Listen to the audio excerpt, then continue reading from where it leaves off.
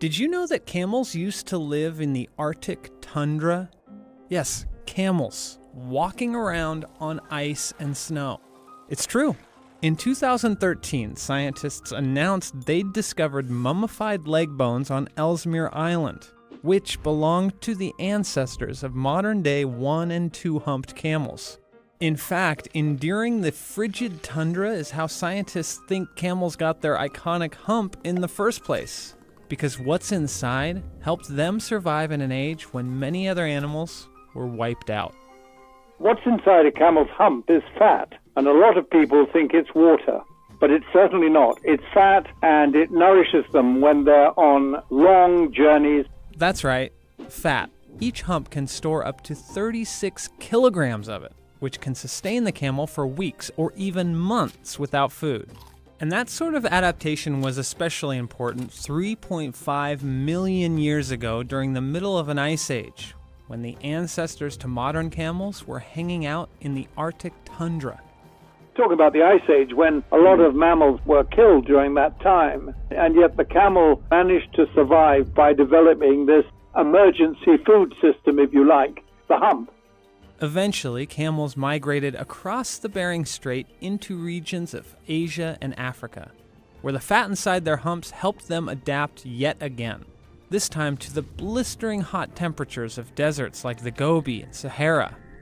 You see, camels are one of the only animals in the world that store all their fat in one spot. And that's useful for keeping cool in a hot climate because heat can escape faster from the rest of their body, which helps them maintain a lower body temperature. Compare that to other mammals like humans who store fat all over, making it a lot harder to stay cool. Today, camels still use the fat in their humps as a food reserve, but they're not the only ones. In extreme circumstances, the Turkana tribe in Kenya, for example, will eat camel fat to survive. They suffer a lot from periods of extreme drought. And I have seen these people, they've been very, very short of food. And this is difficult to believe, but it's true. Slit open the top of a camel's hump, take out the fat for their own consumption, and then put the top of the hump back on again. But don't worry. The camel makes a full recovery, and instances are rare. But this practice has started to generate some buzz around camel fat as a new superfood. Turns out, camel fat is loaded with fatty acids, vitamins, and minerals.